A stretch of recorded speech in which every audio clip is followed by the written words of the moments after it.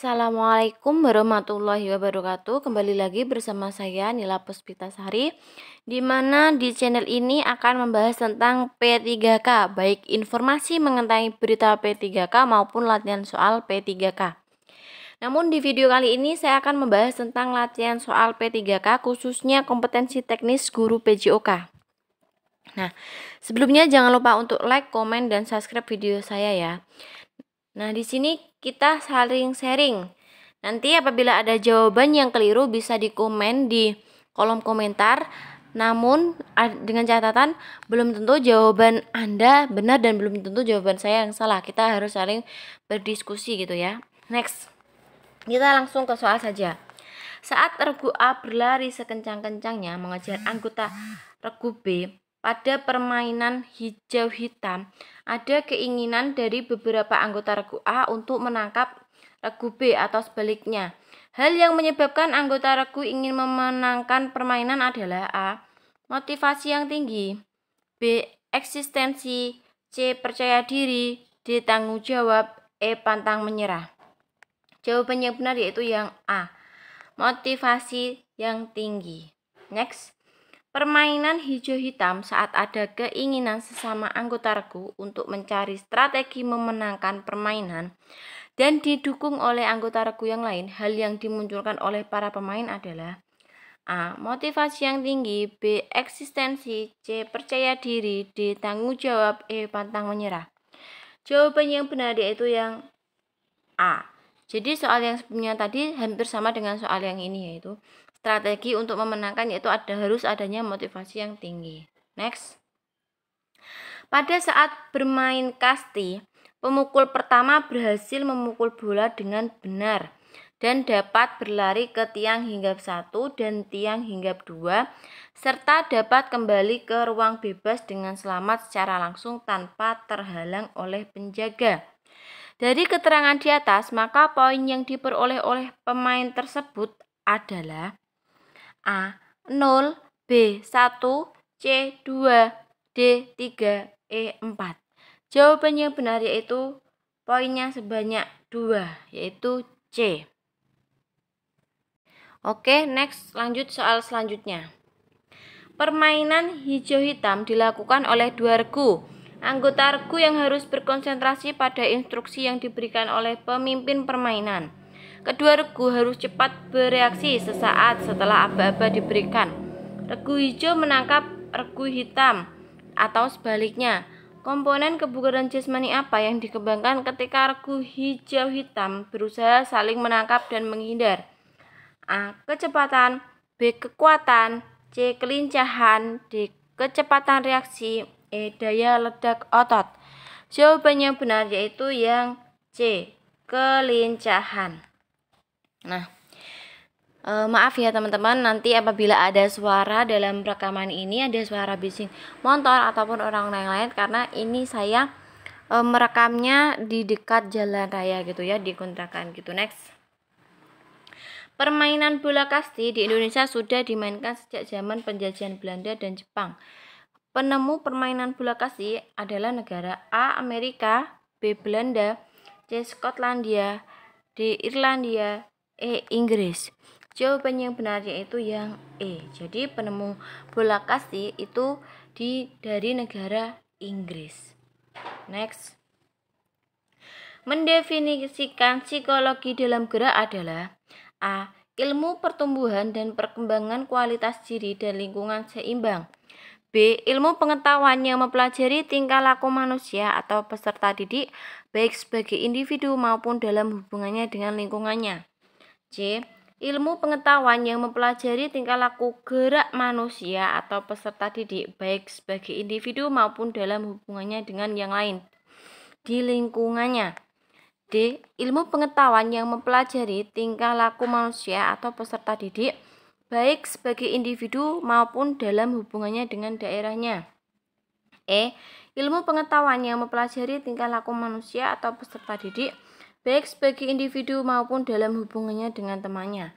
Jawaban yang benar yaitu yang C. Kita harus tahu kata kuncinya gerak ya, gitu teman-teman. Next. PJOK merupakan media untuk mendorong pertumbuhan fisik, perkembangan psikis, keterampilan motorik, pengetahuan, penalaran, penghayatan nilai-nilai seperti sikap mental, emosional, sportivitas, spiritual, dan sosial, serta pembiasaan pola hidup sehat yang bermuara untuk merangsang A. Pertumbuhan dan perkembangan kualitas diri dan lingkungan seimbang. B. Pertumbuhan dan perkembangan kualitas sardik dan bangunan seimbang. C. Pengetahuan yang mempelajari tingkah laku manusia atau peserta didik, baik sebagai individu maupun dalam hubungannya dengan temannya. D. Pertumbuhan dan perkembangan kualitas fisik dan psikis yang seimbang. E. Pertumbuhan dan perkembangan kualitas dinamik dan dinamis seimbang. Jawaban yang benar yaitu yang D. Next. Penerapan sosiologi olahraga dalam pembelajaran PJOK yang efektif adalah A. Diajarkan dengan menerangkan bagaimana melakukan tugas atau latihan. B. Diberikan hadiah untuk prestasi yang diperoleh. C. Diajarkan, diberi contoh, dan diberi hadiah atau hukuman. D. Diberi hukuman untuk kesalahan yang dilakukan. E. Diberi contoh atau teladan yang baik oleh pengajar. Jawabannya benar yaitu yang C, yaitu diajarkan, diberi contoh, dan diberi hadiah atau hukuman. Next. Tuntutan profesional guru menghadapi abad 21 harus memiliki 4 kompetensi, yaitu pedagogik, kepribadian, sosial, dan profesional. Dalam pembentukan karakter dan sikap peserta didik, guru memiliki peran penting sebagai A. Desainer program pembelajaran. B. Pendidik yang cerdas. C. Pemberi keteladanan. D. Pengajar yang kreatif. Dan E. Guru yang berkualitas. Jawaban yang benar yaitu yang C. Pemberi keteladanan. Next. Dari segi sejarah, perkembangan cabang-cabang olahraga pada skala internasional tidak bisa dipisahkan dari diselenggarakannya pesta olahraga antar benua. Baron Pierre de Coubertin adalah pencipta A. Olimpiade modern. B. Olimpiade Yunani kuno. C. Olimpiade kuno. D. Olimpiade Romawi. E. Olimpiade Sparta. Jadi Baron Pierre de Coubertin itu pencipta Olimpiade modern. Jadi jawabannya benar yaitu yang A. Next. Proses dan keberhasilan belajar peserta didik ditentukan oleh peran yang dibawakan guru selama interaksi kegiatan belajar mengajar berlangsung.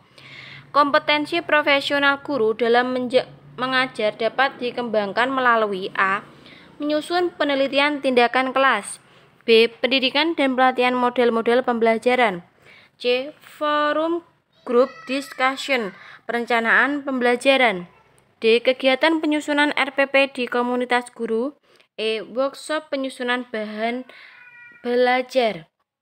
Jawaban yang benar yaitu yang B, yaitu kompetensi profesional guru dapat dikembangkan melalui pendidikan dan pelatihan model-model pembelajaran. Next. Pada tanggal 8 sampai 12 September 1948, salah satu event bersejarah bagi olahraga di Indonesia adalah terselenggaranya Pekan Olahraga Nasional atau PON 1 yang diselenggarakan di kota A. Yogyakarta, B. Bandung, C. Surakarta, D. Surabaya, E. Jakarta. Jawabannya benar yaitu yang C. Surakarta. Next. Melalui pendidikan jasmani, kepercayaan diri dan citra diri atau self-esteem, peserta didik akan dikembangkan. Dalam membentuk kepercayaan diri dan citra diri yang dapat dilakukan oleh guru adalah A. Memberi semangat peserta didik untuk terus meningkatkan citra dirinya. B. Memberikan kesempatan kepada peserta didik untuk tampil pada event olahraga. C. Membangun citra diri murid melalui program ekstrakurikuler olahraga. D. Memberikan pujian kepada peserta didik yang berhasil menguasai keterampilan gerak. E. Membantu peserta didik untuk meningkatkan kepercayaan dirinya. Jadi, jawaban yang benar yaitu yang D. memberikan pujian kepada peserta didik yang berhasil menguasai keterampilan gerak. Itu salah satu cara untuk membentuk kepercayaan diri dan citra diri peserta didik. Next.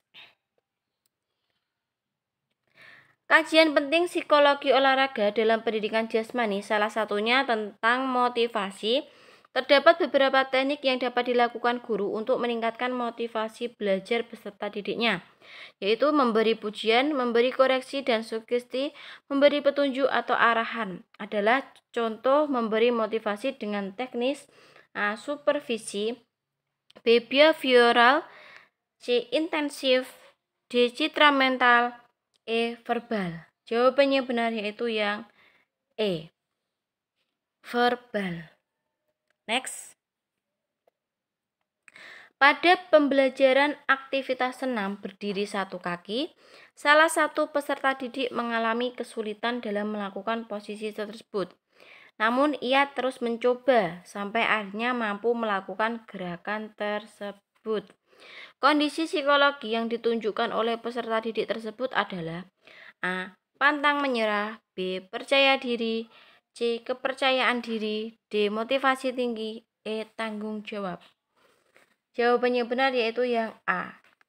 Dia pantang menyerah meskipun sempat gagal, tapi dia tetap berlatih sampai bisa gitu ya. Next.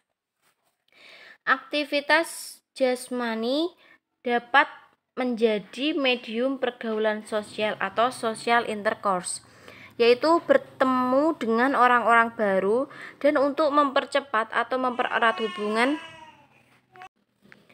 yang telah ada. Berdasarkan pernyataan tersebut, penerapan dalam pendidikan jasmani adalah A. di akhir semester mengadakan kegiatan class meeting di sekolah, B. memberikan kesempatan bergaul seluas-luasnya kepada peserta didik, C. mengikuti event pertandingan ataupun perlombaan antar sekolahan, D. mengaktifkan kegiatan-kegiatan ekstrakurikuler di lingkungan sekolah, E. mengadakan pertemuan rutin untuk membuat program ekstrakurikuler. Jawaban yang tepat yaitu yang C. mengikuti event pertandingan ataupun perlombaan antar sekolah. Next. Keyakinan yang tidak bisa disangkal terkait falsafah pendidikan jasmani adalah A. penjas satu-satunya yang dapat meningkatkan kebugaran jasmani, B. penjas meningkatkan kemampuan kognitif, C. penjas meningkatkan kesehatan peserta didik, D. penjas mengembangkan keterampilan atau psikomotor, E. penjas dapat diupayakan untuk mengembangkan kepribadian. Jawaban yang benar yaitu yang D. Pendidikan jasmani atau penjas itu mengembangkan keterampilan atau psikomotorik anak. Next. Teori belajar yang mengutamakan perubahan tingkah laku pada individu yang belajar dengan mengutamakan hubungan stimulus dan respon merupakan teori belajar A. kognitif, B. knowledge, E. konstruktivisme, D. humanistik, E. behavioristik. Nah, kata kuncinya yaitu tingkah laku ya. Stimulus dan respon tentu jawabannya yang E. behavioristik. Kalau kognitif sama konstruktivis itu pengalaman, pengetahuan gitu ya. Maaf. Kalau humanistik itu memanusiakan manusia seperti itu. Next. Maaf tadi batuk ya karena membaca banyak sekali ini ya soal-soalnya tadi. Langsung saja soal selanjutnya. 6 level pengetahuan dari taksonomi Bloom secara berurutan adalah A. knowledge, comprehension, application, analysis, synthesis, evaluation. B. comprehension, knowledge, application, analysis, synthesis, evaluation. C. application, analysis, synthesis, evaluation, knowledge, comprehension. D. application, analysis, synthesis, evaluation, knowledge, humanistic. E. comprehension, application, analysis, synthesis, evaluation, knowledge. Jawaban yang benar yaitu yang A. knowledge, comprehension, application, analysis, synthesis, dan yang terakhir yaitu evaluation. Next. Tadi level pengetahuan. Nah, sekarang ini level sikap dari taksonomi Bloom. Secara berurutan yaitu A. Receiving, valuing, responding, organizing, characterizing. B.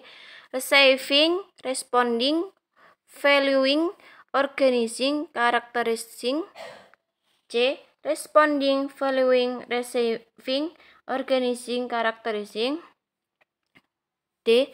Responding, receiving, valuing, organizing, characterizing. E. Receiving, responding, valuing, characterizing, organizing. Jawaban yang benar yaitu yang B. Tadi level pengetahuan, sekarang level yang sikap. Next. Nine event of instruction dari Gain salah satu adalah memberikan perhatian atau gain attention yang dapat dilakukan oleh guru PJOK saat pelaksanaan pembelajaran PJOK di lapangan terbuka adalah A. Menjelaskan tujuan pembelajaran, B. Memberikan umpan balik, D. Memberikan langkah pembelajaran, D. Meniup peluit panjang, E. Memberikan contoh. Jawaban yang benar yaitu yang D. Meniup peluit panjang. Next. Nine event of instruction dari Gain salah satunya adalah memberikan umpan balik atau provide feedback. Yang merupakan kegiatan memberikan umpan balik adalah A. Menjelaskan jawaban peserta didik yang perlu dilengkapi, B. Menentukan langkah pembelajaran, C. Memberikan contoh jawaban yang benar, D. Memberikan langkah pembelajaran, E. Memberikan penilaian. Jawaban yang benar yaitu yang A. Umpan baliknya yaitu menjelaskan jawaban peserta didik yang perlu dilengkapi. Kalau tadi ini memberikan perhatian yaitu dengan meniup peluit panjang, sedangkan cara memberi umpan baliknya yaitu dengan menjelaskan jawaban peserta didik yang perlu dilengkapi. Next. Penulisan tujuan pembelajaran yang utuh harus mengacu pada prinsip-prinsip perumusan tujuan pembelajaran. Berikut salah satu komponen tujuan pembelajaran adalah A. Konstruktif, B. Behavior, C. Application, D. Mind effect, E. Nurturing effect.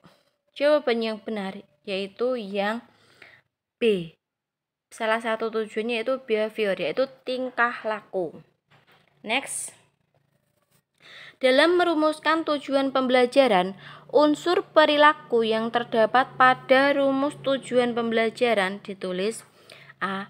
Menggunakan kata kerja, B. Secara jelas, C. Menggunakan kata keterangan, D. Menggunakan kata bantu, E.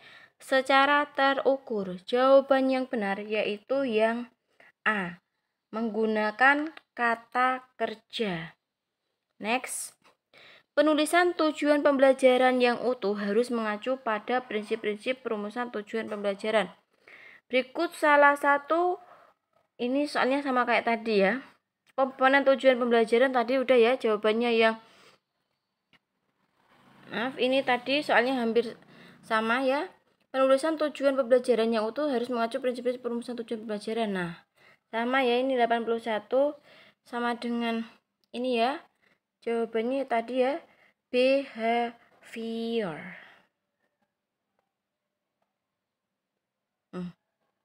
Ya, sama. Oke. Langsung ke soal selanjutnya.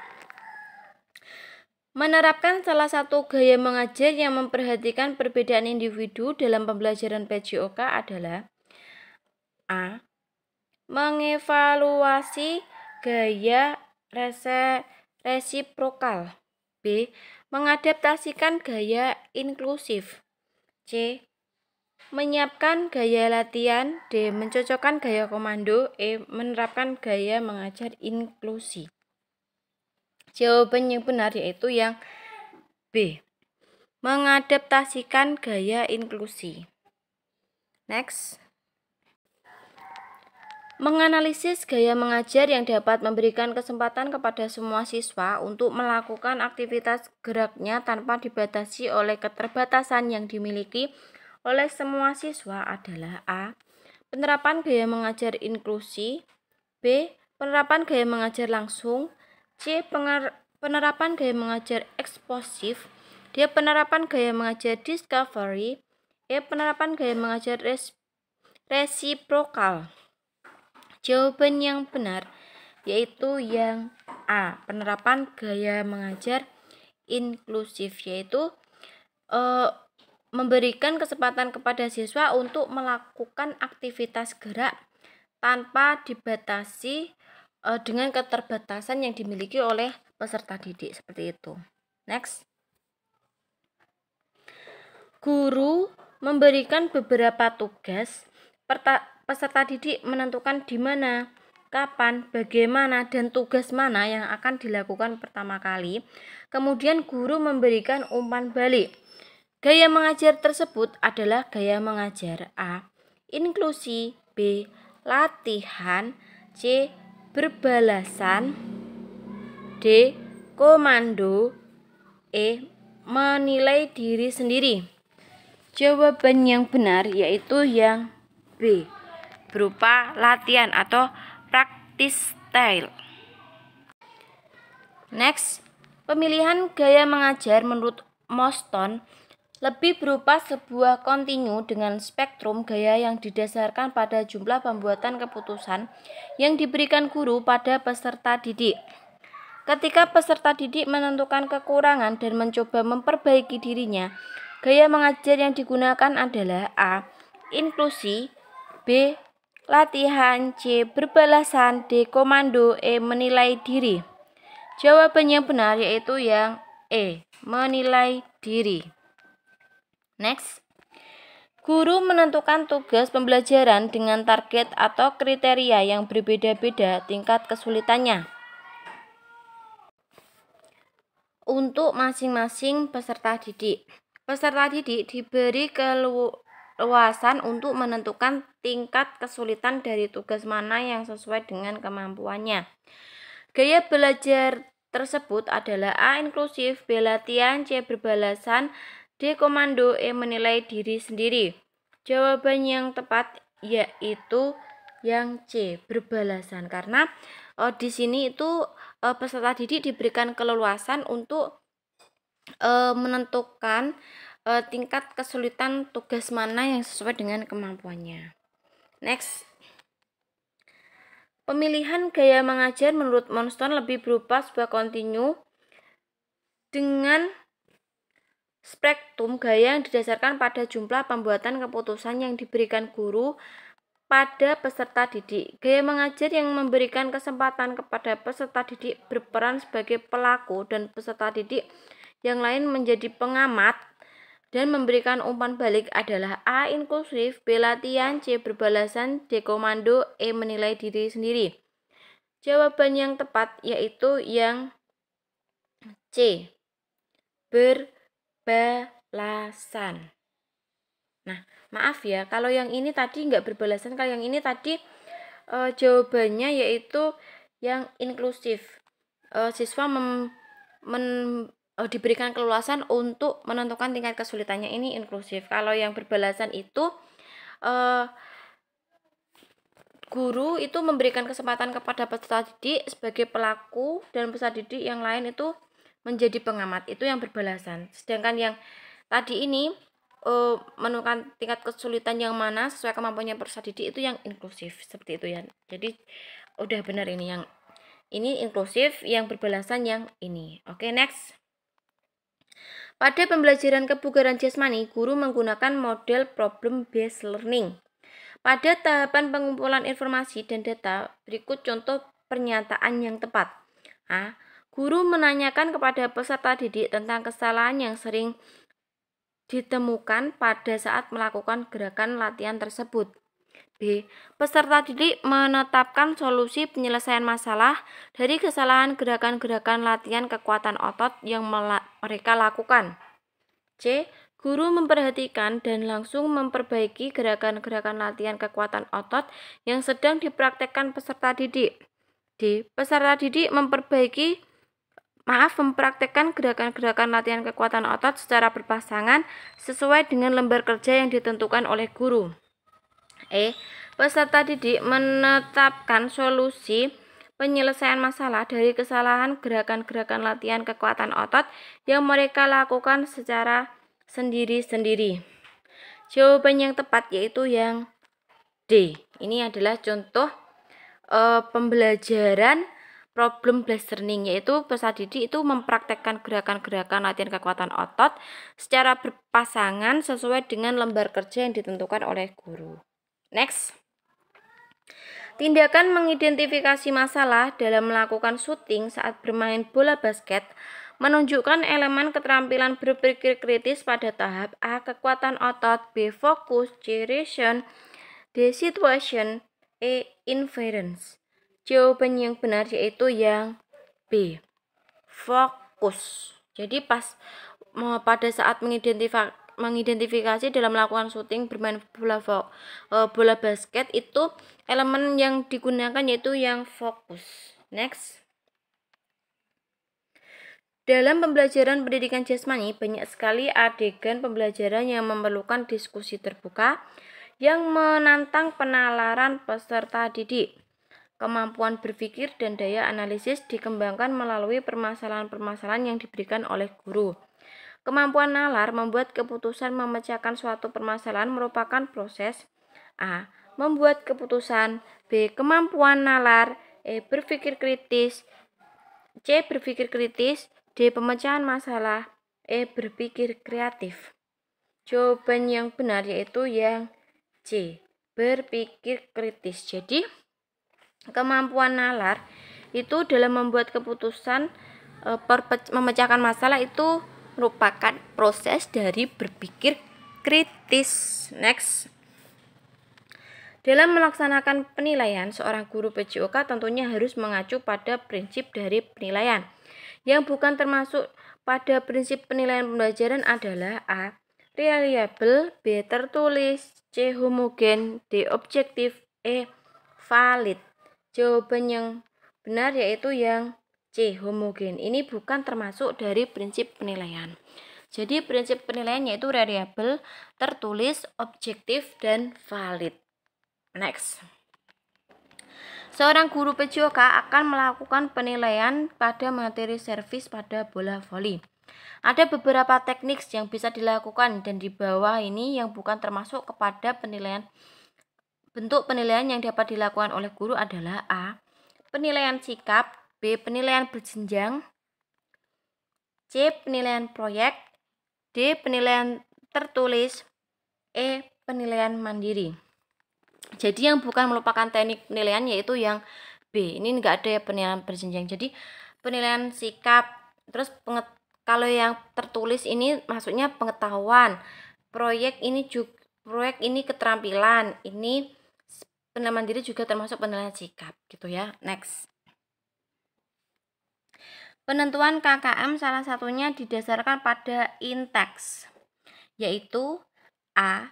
Kompleksitas dan kerumitan materi ajar yang akan disampaikan, B. Daya dukung sarana prasarana yang akan digunakan di sekolah, C. Potensi peserta didik untuk mendapatkan kompetensi yang diinginkan, D. Lingkungan belajar yang mendukung terselenggaranya pembelajaran, E. Jumlah kompetensi dasar yang akan diajarkan dalam setahun. Jadi jawabannya benar yaitu yang A. Inteks itu merupakan potensi peserta didik untuk mendapatkan kompetensi yang diinginkan. Ini selain inteks itu juga ada kompleksitas juga gitu ya. Dan daya dukung.